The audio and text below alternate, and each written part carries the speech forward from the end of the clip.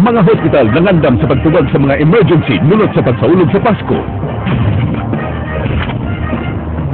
Mga nagnegosyo og lechon baboy gilupig sa lechon manok. Mga nagasal og baboy mereklamo sa kamino sa ilahang order samtang misaka ang presyo ug nagnihit ang supply sa manok. Nagkuwang ang mga bus sa terminal sa Sugbo. Mga pasahero mereklamo. Sa unang higayon, gitugutan nga makauban sa mga binilanggo ang ilang mga kabanay alang sa pagsaulog sa Pasko. Ang Pasko sa mga Pinoy dito sa nasod sa Japan.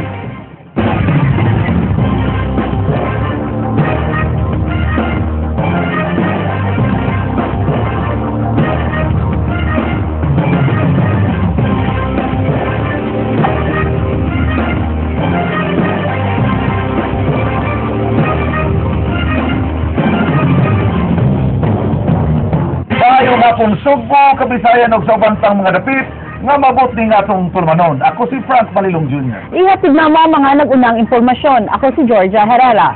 Tungod sa pagdasok sa Cebu South Bus Terminal sa mga pasahero nga gustong mamauli silang tagsa-tagsa ka mga dapit, nagkuwang ang mga bus di pasahiroan sa maong terminal. Bisan dunay gidugang nga biyahe ang series bus, wa gyapon makapaigo ang mga buses dunay ubang pasahero nagbagulbol kay matud pa walay tarong sistema ang terminal. Jinky Bargio, Suginlimi. Ingon niini ang gidaghanon sa mga pasahero sud sa Cebu South Bus Terminal kaganihang sayo sa buntag. Dunay naglinya sa gawas ug dunay anaa sud sa Terminal Lounge. Tungod sa nagdasok ng mga tao, bisan ang nag-megaphone na gwardya, wa na panimbalinga sa mga pasahero. Si Noy Alfredo, dinhi na natug sa terminal sa panghinaot nga makasakay og sayo pauli sa Bayawan City, Negros Oriental. Apan alas 9 na lang sa buntag, naglinya gihapon siya tungod sa naghuot nga mga pasahero nga buot mo sakay og bus padung sa Dumaguete City. Dagang pasahero kayo. Naglinya rin, ganyan pang alas 4. Tandaan. Dunay pasahero nga nagbagulbol, kay wa kunoy sistema nga gipatuman ang terminal. Kanina alas 4 ni, wala sila ni klarong decision asa dapit ng direct sa Dumaguete. Gipasulod na mi dito, walay mga kuan kung asa dapit. Balik ka pod mi ganina lang mi, balik ka pod mi diri, luyo. Nagpakondisyon sab si Noy Hunelio, usa sa mga driver sa Ceres bus, aron luwas niya nga mahatod sa ilang destinasyon ang iyang mga pasahero. Sekreto ma'am nga, sakto ta sa seminar. Lipot ka ng paladiog, pulaw-pulaw ba? Na, kita'y pahuay. Sagaran ko, nga marisgrasya ka namang. Nahay mga okasyon, mag-inom-inom. Atin-atin, mahulog na kita na sa wanay kondisyon. Bisan sa 40 ka mga special permit nga gikuha sa Vallecar Transit sa LTFRB, di gihapon kaigo ang ilang 165 ka mga bus nga nagbiyahe sa bagatang Sugbo karong adlaw. Mura kulang gyapon pero palingkamutan na mo na kaning mga pasahero maservisyon ko na mo. Kamo sa series naman diri ang LTFRB. Pwede na may makuha og special permit para among kuha ang kaning Dumaguete maservisyon na mo nilang pasahero. Gipasalig hinoon sa Vallecar Transit nga mutuman sila sa tanang lagda sa LTFRB ug LTO lakip na ang no overspeeding ug no overloading policy alang sa luwas nga pagbiyahe. Jinky Bargio, Miss Faz. Pipila ka oras sa dilip ang Pasko, gidagsag gyapon sa mga tao ang mga commercial centers aron mag last minute shopping alang sa dakong selebrasyon unyang gabi. Eksklusibong nakauban ang News 5 sa pagbisita ni Cebu City Police Office Director Senior Superintendent Dolly Romana sa pipila ka mga malls ug hotels sa Dakbayan. Andrea Patenia, Suginlimi. Personal nga gibisita ni Cebu City Police Office Chief Police Senior Superintendent Noli Romana ang pipila ka mga dagkong malls ug hotels sa Dakbayan sa Sugbo pagsuta kung nisunod bagyod ang iyang mga sakop sa iyang mga mando alang sa dugang police visibility. Tungod sa kabisi karon sa mga shopping centers atul sa pagdagsa sa mga tao alang sa ilang last-minute Christmas shopping, di mo menos sa 5 ka mga police personnel ang gipang deploy sa mga dagkong malls sud sa area of responsibility sa Mabolo Police Station. Ni padayag og katagbaw si Romana sa iyang nakitang performance sa mga sakop. our police personnel were responsive enough if there are calls for assistance. We made sure that they are visible sa mga strategic places of convergence. I gave that specific instructions na when in a crowd, they should take a higher position, yung magiging visible sila. Tambag lang niya sa mga pulis nga gawa sa pagbantay sa criminal elements, bantayan sab ang mga abusadong taxi drivers, pinaagi sa paglista sa ilang mga ngan aron i-report sa LTFRB. Gitanaw sab ni Romana kung hugot ba gihapon ang pag-inspeksyon sa mga security guards sa mataggang haan sa mga establisamento. Giingong doon na sila gi-establisar nga panag-alayon tali sa mga private security personnel. Tambag karon sa hepe sa Cebu City Police Office nga bisan og gibuhat na nila ang tanan alang sa seguridad sa publiko karong holiday season, gikinahanglan sab nga mubuhat sa ilang kaugalingong kontribusyon ang mga individual pinaagi sa pagmatngon kanunay. Number one, hindi na natin kailangan siguro mag-wear ng karoon ng so much display of jewelry. Number two, when carrying cash, let's be aware whenever we carry the money, nasa harap natin. Sugod sab karong alas 7 sa gabi, ang mga simbahan na mao'y hatagan og prioridad sa mga pulis ug human sa Christmas Eve Mass, hugot sab nilang bantayan ang mga residential areas. Ilang bantayan ang paggamit sa loose firearms nga kasagarang pabuthon atul sa pagsugat sa Pasko ug bag-ong tuig. We will be closing in also and making saturation drives doon sa ating sa mga areas na alam natin na possibly may mga loose firearms like yung mga barangays where usual shooting incidents usually happen. Andrea Patenya, News 5. Nangandam na sab karon ang mga medical personnel sa tanang pampublikong tambalanan sa Sugbo nunot sa posibleng pagdagsa sa mga taong mabiktima sa pabuto. Ang Cebu City Medical Center nakatala na 4 ka biktima tungod sa pabuto. King Perez, Suginlimi. Gipahibaw sa pangu sa Integrated Provincial Health Office nga nasabutan na sa tanang pangu sa mga pampublikong hospital sa probinsya nga manrabaho gihapon ang mga empleyado bisan karong Pasko.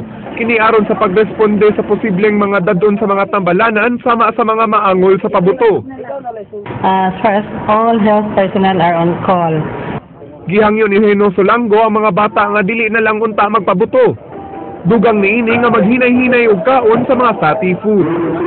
Just tone it down. Enjoy the holidays, but then tone down as far as food consumption is concerned because there is always the next day pa naman. Nangandam sab ang mga staff sa temporaryong Cebu City Medical Center. Adunay mga tent nga gipahimutang sa gawas.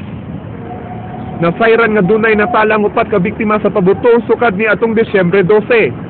Panghinaot sa mga doktor ug nurses sa CCMC, dili unta daghan ang biktima karon ug mas labing maayo nga wala na lang yoy mabiktima sa pabutog sa ag nga bala. King Perez, News 5. Sentro sa Mataglabisa karong Noche Buena, ilabi na nitong mga maka-afford mao ang inasal nga baboy. Apan matod sa mga salay, nihit ang ni-order kanila karong Pasko. Jinky Baguio, Suginlimi.